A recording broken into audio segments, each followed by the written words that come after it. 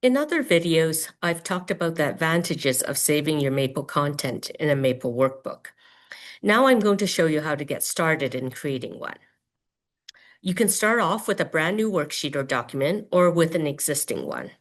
Here, I'm going to start with a worksheet that's already been created describing the student pre-calculus package. To save this worksheet as a workbook, I first open the workbook panel at the left, and then I click on Save as Workbook.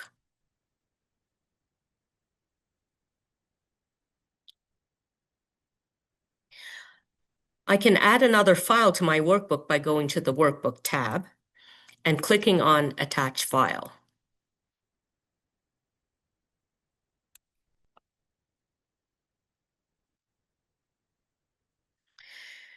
Keep in mind that attachments are not restricted to Maple documents, but can be other files such as an image or data file.